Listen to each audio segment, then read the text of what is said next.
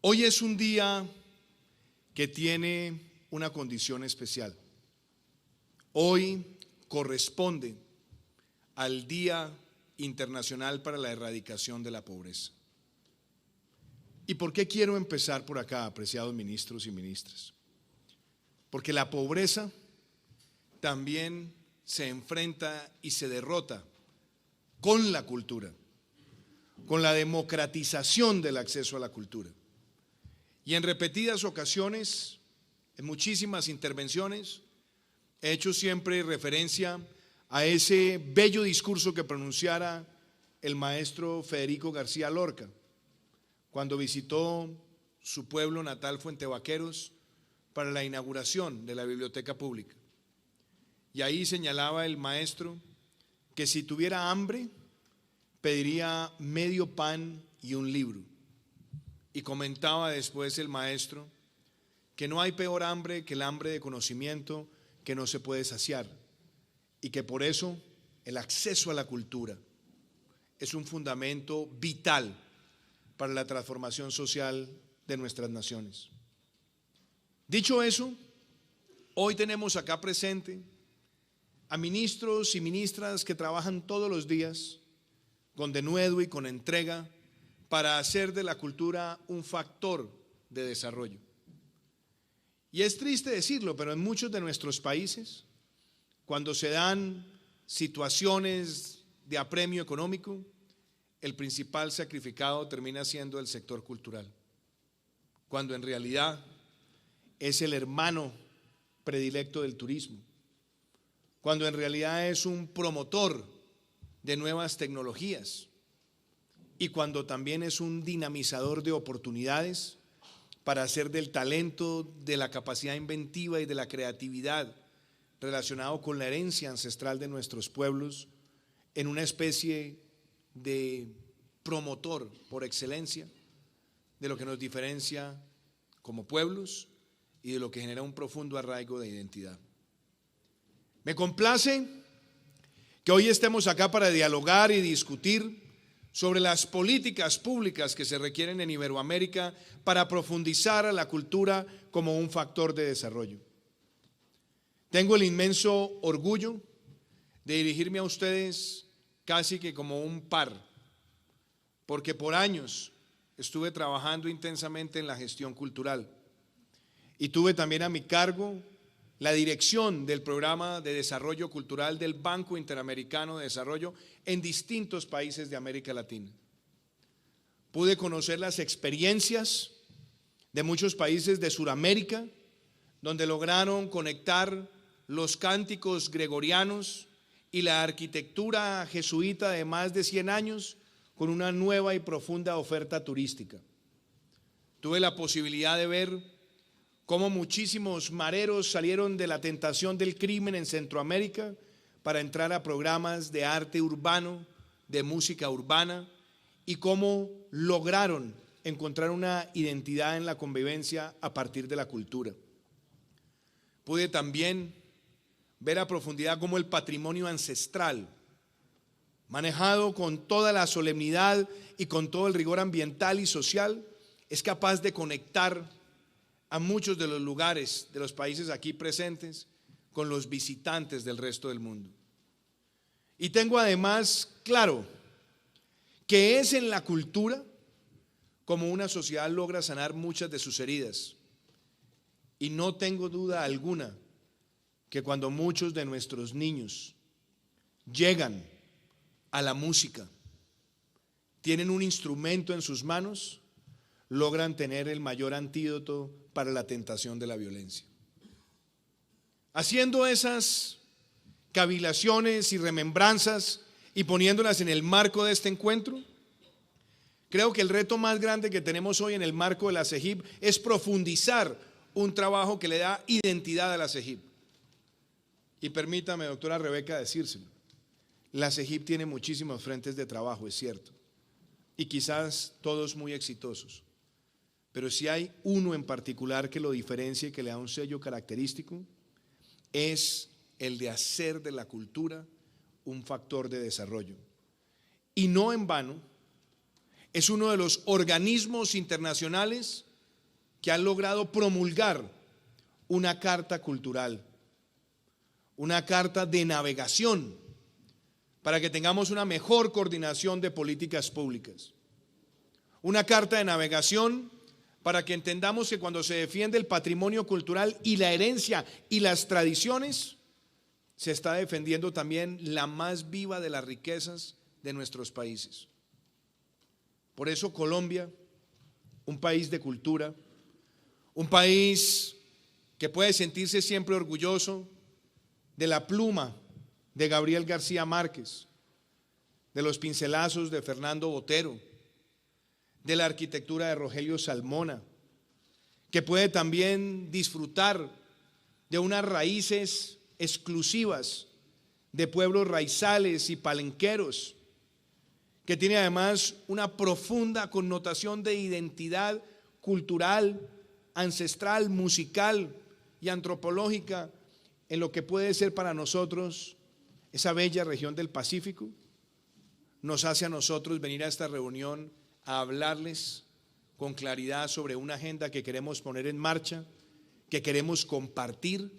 y que queremos promover para integrarnos en el marco de la CEGIP. Llevamos 14 meses de gobierno, 14 meses tratando de imprimir un dinamismo para el sector cultural y vinculándolo también con las industrias creativas, con lo que hemos denominado la economía naranja,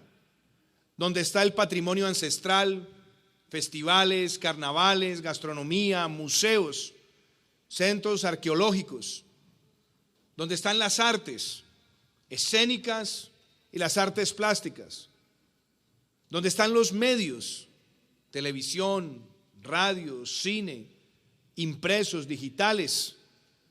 donde tenemos también las creaciones funcionales, como son la publicidad, la arquitectura, el diseño, la joyería, y la confluencia de todos esos sectores bajo ese prisma que hemos denominado economía naranja en un país como Colombia, cuando se miran no solamente los instrumentos centrales de cada uno de los sectores, sino también sus ramificaciones indirectas, puede representar el 3.5% del PIB. Cuando miramos solamente las áreas nucleares, centrales, nucleicas, encontramos que puede ser el 1.8%, algo que duplica a muchos sectores tradicionales y que puede estar generando en Colombia cientos de miles de empleos. Sobre esa base, pero también reconociendo que ese patrimonio ha crecido casi que de manera silvestre con el pasar de los años, porque no habíamos tenido una política pública realmente articulada hacia ese propósito, es que nosotros quisimos hacer la diferencia desde el primer momento en el que empezó nuestro gobierno. Lo hicimos reglamentando la Ley Naranja, de la cual tengo el privilegio y el honor de ser autor, y que trató de poner a la cultura en un papel central de la agenda de desarrollo, pero además creando el Consejo Nacional de Economía Naranja, presidido por el Ministerio de Cultura, donde está el Ministerio de Hacienda, el Departamento Nacional de Planeación, el Ministerio de Educación, el Ministerio de Ciencia y Tecnología, donde tenemos el Departamento Nacional de Estadística, donde tenemos también a los fondos y aceleradores de recursos para el emprendimiento. Lo hicimos con la presidencia del Ministerio de Cultura para que el Ministerio de Cultura fuera un integrador, para que fuera un coordinador de todos esos esfuerzos institucionales. Y esa política pública se traduce en 7 ideas centrales a las cuales quiero hacer referencia, apreciados ministros y ministras. Nosotros hemos visto siempre en esa configuración del color 7, porque están los 7 colores primarios, en la nota 7, porque son las 7 notas musicales, en las maravillas clásicas, en la belleza de un número distinguido por muchos artistas, una forma de conectar la cultura con la elaboración de políticas públicas. Y son ideas puntuales. La primera ahí, información. En 14 meses Decidimos mejorar, modernizar y ampliar la cuenta satélite de cultura y hacerla también extensiva a los sectores creativos para poder medir y para poder tomar mejores decisiones, para poder saber cuántas empresas nacen, cuántas no progresan, cuántas exportan, cuántas personas se emplean, pero también para entender la realidad de muchos emprendedores micro que tiene el sector y que tienen todo el potencial para crecer, pero necesitan las mejores políticas públicas. Esa cuenta satélite, que ya arroja datos muy importantes, nos ha permitido trabajar con las cámaras de comercio en Colombia y detectar, por ejemplo, que en los primeros meses de este año el número de empresas en Colombia creció 9% y el 42% de ese crecimiento se ha dado en empresas que tienen una connotación de cercanía, de identidad, de origen en la economía naranja. Sobre esa información, estamos hoy trabajando con las cámaras de comercio localmente para tener instrumentos e incentivos a los gestores culturales. Estamos también promoviendo una diferenciación tributaria a través de lo que llamamos el régimen simple, porque ha sido un sector altamente golpeado por la informalidad. Pero esa información, apreciados ministros, es crucial y definitiva, y Colombia hoy acá ante ustedes, sabiendo que muchos de ustedes también tienen las cuentas satélites, seguiremos siempre atentos en compartir nuestra experiencia y en nutrirla con la experiencia de ustedes. La segunda I tiene que ver con las instituciones. Y ahí está el Consejo Nacional de Economía Naranja. Pero ahí también está la incubación de la gestión cultural, los mecanismos de protección a nuestros gestores ancestrales. Ahí también está el relacionamiento con las fundaciones, con las secretarías de cultura del orden municipal y poder tener de manera diáfana instrumentos que nos permitan conectar con las necesidades de los gobiernos locales y unir esfuerzos. En esas instituciones está la defensa irrestricta de la propiedad intelectual. En esas instituciones también está la recuperación museológica de esos patronatos que en muchos lugares del país deben conectar con la promoción del turismo o la promoción de otros sectores. El tercer componente es infraestructura, la tercera I, porque tenemos que llevarle a todos los ciudadanos la idea de que la infraestructura cultural es tan importante como la infraestructura vial o energética o de agua potable. Que cuando llevamos infraestructura cultural de calidad a los territorios, estamos generando convivencia y cerrando brechas. Y por eso pusimos en marcha el programa de obras por impuestos para el sector de economía naranja y de cultura, donde pueden llegar las empresas públicas y privadas a aportar en la construcción de esa infraestructura cultural y tener el descuento de esa base impositiva como está claramente definido en el Plan Nacional de Desarrollo nuestro, Pacto por Colombia, Pacto por la Equidad. En materia de infraestructura, también tenemos que ver el esfuerzo que se ha venido haciendo con gobiernos locales para tener centros de emprendimiento e industrias creativas. Estaremos en muy poco tiempo con el apoyo del alcalde de Medellín, Federico Gutiérrez, abriendo el distrito naranja de esa ciudad. Con el alcalde de Bogotá, Enrique Peñalosa, hicimos la recuperación de un entorno urbano que por años estuvo carcomido por la criminalidad y la drogadicción y se va a convertir en el distrito naranja de Bogotá para la producción de series, para la unificación de sistemas de venta, de arte, pero también para la promoción de artistas emergentes. Ese aporte a la infraestructura cultural para mí tiene que ver también con esa frase de Federico García Lorca, porque cuando llevamos una biblioteca o un centro de conciertos o un conservatorio o como los centros Sacúdete que tenemos de salud, cultura, deporte, tecnología y emprendimiento, llevarle esa oferta a las comunidades marginadas de nuestro país. Lo estamos haciendo también con los talleres escuela, donde llegamos a la Colombia profunda y niños y jóvenes con saberes ancestrales se conectan para ofrecerlo y proyectan su vida también a partir del talento. La otra I es la I de la industria. No se trata de hacer de la cultura un factor económico, no, pero se trata de reconocer que la cultura también vale en términos económicos para el progreso de una sociedad. Y por eso lanzamos los primeros bonos naranja a finales del año pasado con el Banco de Fomento al Emprendimiento en Colombia, Bancoldex, donde logramos captar de los mercados cerca de 150 millones de dólares y ya hemos podido entregar esos recursos en créditos de largo plazo y mejores tasas a más de 3.000 empresas nacientes y consolidadas en el sector cultural. De la misma manera, hemos hecho un gran esfuerzo con extender todos los beneficios que teníamos de las leyes del cine del 2003 y 2013 a toda la industria audiovisual. Y hemos visto hasta ahora el inmenso progreso de tener 0 impuesto de renta durante los primeros 7 años para los emprendimientos creativos y culturales sobre la base de un mínimo de empleos y un mínimo de inversión. Pero estamos también buscando que haya un entorno comprensivo donde todas las industrias creativas se beneficien de ese marco jurídico y que Colombia se posicione como un país donde en la próxima década podamos duplicar el aporte de las industrias creativas al Producto Interno Bruto. Esa unificación de la industria también toca con otro elemento, la integración. Esa idea de la integración, doctora Rebeca,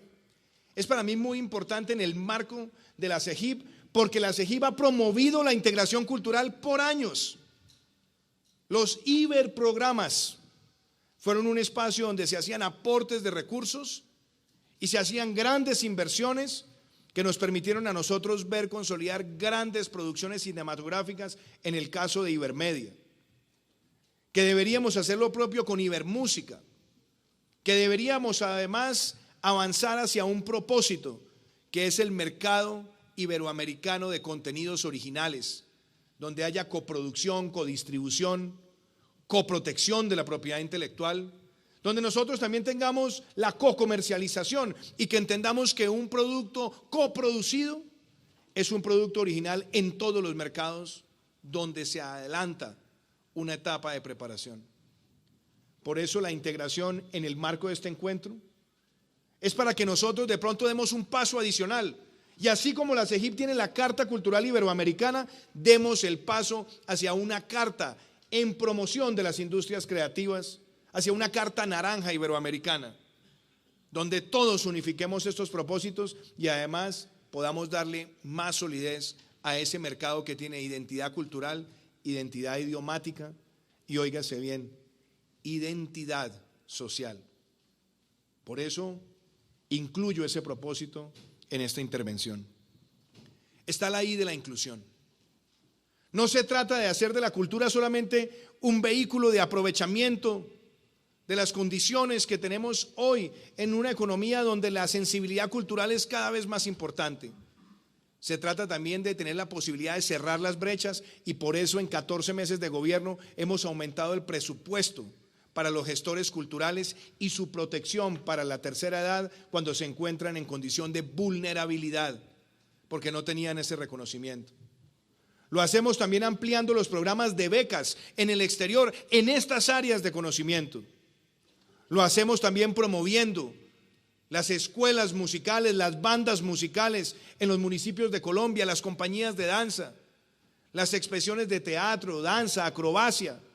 que también puedan reflejar para la ciudadanía una oportunidad para que su vida laboral no sea solamente limitada por tener que encontrar un puesto de trabajo, sino poder maximizar su talento en esa área para la cual tiene preparación y que es la maximización del capital humano en una sociedad. Y la última I es la I de la inspiración. Se inspira con más intercambios. Se inspira con más reconocimientos. Se inspira dándole connotación a distintas ciudades del país como ciudades creativas en el marco de la UNESCO, como patrimonio de la humanidad. Se inspira cuando vemos que hay creadores que en muy corto tiempo logran darse a conocer a partir de su talento. Y se inspira cuando tenemos un gobierno que tiene la genuina vocación de poner a la cultura en el lugar protagónico que se merece. Por eso, doctora Rebeca, mi llamado hoy con estas 7 ideas es que este marco de políticas públicas pueda ser compartido con los ministros y ministras de Cultura, pero también que nosotros nos sigamos nutriendo las experiencias exitosas de ustedes, y podría enumerarlas una a una, la de los países aquí representados. Lo cierto es que el reto es grande